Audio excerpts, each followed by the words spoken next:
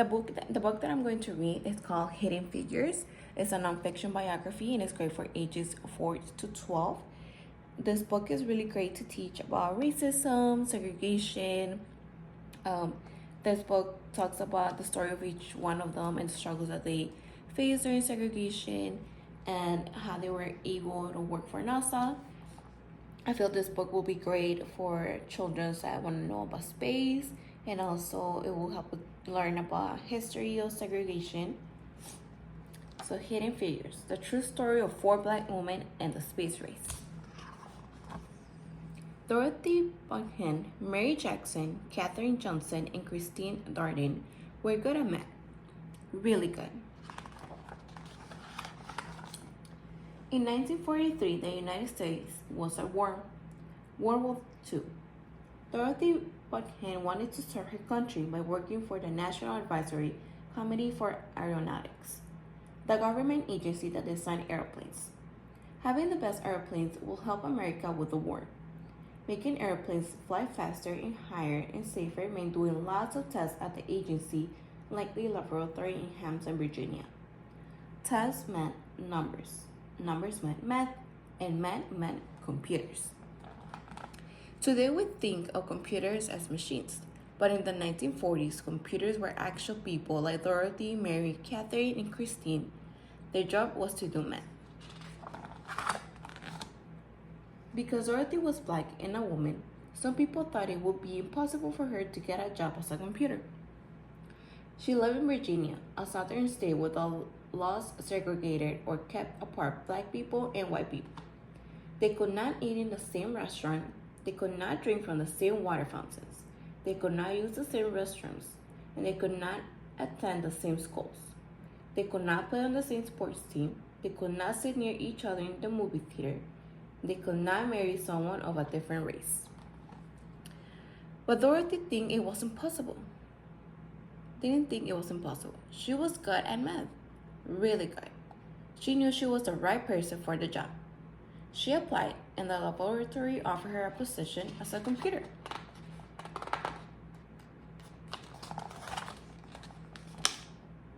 At work, blacks and whites were kept apart. The white computers worked in one building, and Dorothy and other black computers worked in a different building, in their separate offices. Even though they worked on the same kind of assignments, the black computers and white computers used separate bathrooms and ate in separate lunchrooms. America won the war in 1945, but Dorothy stayed on her job, still trying to make airplanes faster and safer. By 1951, the Americans and the Russians were competing to see who would build the best planes. That meant more experiments and more numbers. Lots and numbers. And more numbers meant the need for more computers. That's when Mary Jackson got a job as a computer at Langley. She worked in a group that tested model airplanes and wind tunnels. A wind tunnel was a machine like a huge metal box with a powerful fan attached. Mary put model airplanes in the wind tunnel and blasted them with air from the fan. This experiment helped her group improve their designs on the models before building full-size airplanes. Mary wanted to become an engineer, but officials said it wasn't possible. Most of the engineers at the laboratory were men. And to become an engineer, Mary needed to take a high-level math classes. But she wasn't allowed to go inside the white school where the classes were taught. But Mary was good at math, really good. And she refused to give up. She got permission to enter the school building and take the math classes, and she earned a good grades. Because she didn't give up, Mary Jackson became the first African American female engineer at the laboratory. Katherine Johnson was good at math and always asked a lot of questions. In 1943, she applied to the laboratory for a computer job and was placed on a team that tested actual planes while they were flying in the air. The research was used to figure out ways to prevent future plane crashes. In one of her first projects, she learned how to analyze turbulence or dangerous gust of air. No one knows how many lives her work may have helped save.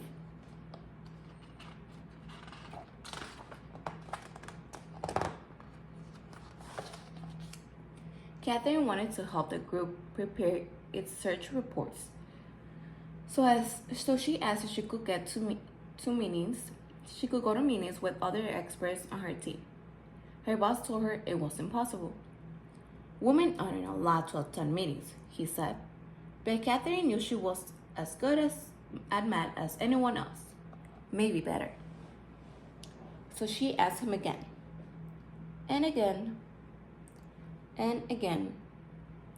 Catherine asked her boss so many times that he finally invited her to the meetings.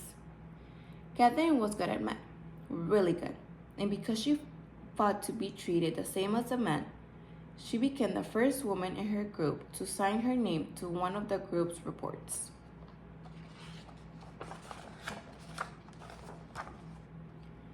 In the 1950s, the Langley Laboratory bought a machine computer that could do math faster than a human's computer.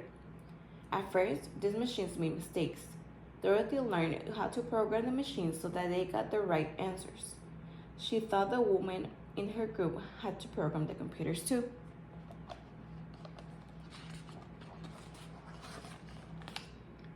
In 1957, Russia launched a satellite known as Sputnik into orbit around the Earth.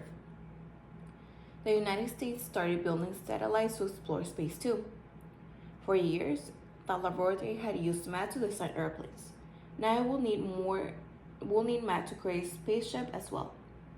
The government decided to change the agency name from the National Advisory Committee for Aeronautics to the National Aeronautics and Space Administration, NASA. In 1961, President John F. Kennedy told Congress, "I believe that this nation should commit itself to achieve the goal before this decade is out, of landing a man on the moon and returning him safely to Earth." A man on the moon? But the first step to getting a man on the moon was to send an astronaut around the Earth. NASA was going to need to hire more space experts, more people who were good at math, really good.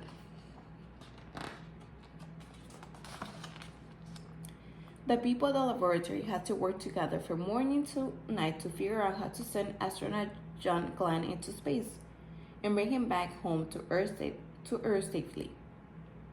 Katherine Johnson knew she could use math to help. "Tell me where you want his spaceship to land, and I'll tell you where to launch it," Katherine told her boss. Katherine helped calculate the trajectories or pathways that rockets traveled through space. She had to plan Glenn's exact route from takeoff in Florida to splashdown in the Atlantic Ocean. There was no room for error. No one was better than Katherine at solving these tricky math problems.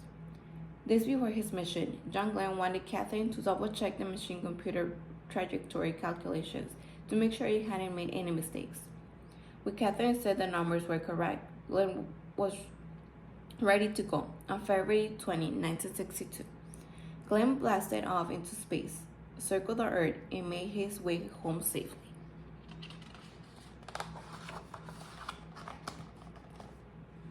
Meanwhile, laws began to change so that black and white students could go to school together.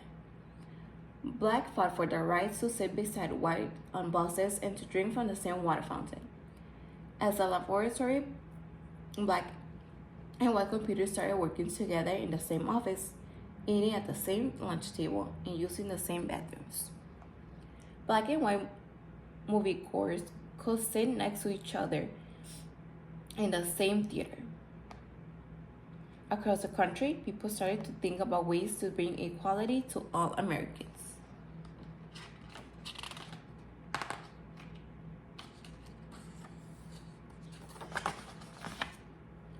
Christine Darden was good at math, and she loved electronic computers. She started working at Langley in 1967.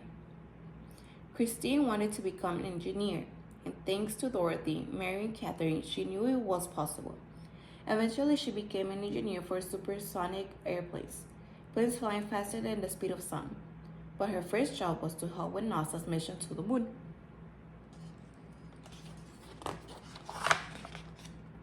The people at the laboratory prepared for years to send astronauts to the moon, about 238,900 miles away from the Earth. Finally, on July 20, 1969, the world watched as our three men arrived at the moon in the airplane Apollo 11 spacecraft. That's one small step for the men and one giant leap for mankind, said astronaut Neil Armstrong when he stepped onto the dusty surface. But it was also a giant leap for Dorothy, Mary, Catherine, Christine, and all of the other computers and engineers who had worked at the laboratory over years. The moon landing was a success from takeoff to splashdown, but there was no time to rest. Once NASA landed astronauts on the moon, the people at the laboratory began dreaming of sending humans to other planets such as Mars or Jupiter or Saturn. They started to imagine hyper-fast space planes that could travel around the Earth at 7 times the speed of sound. The next adventure wouldn't be easy, and it would require lots of tests and lots more numbers. But Dorothy, Mary, Catherine, and Christine knew one thing. With hard work, perseverance, and a love of math, anything was possible.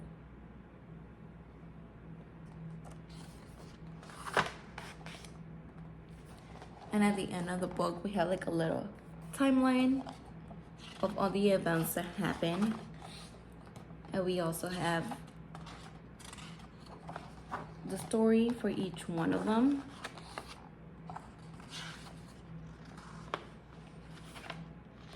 And we also have like a glossary, like a words.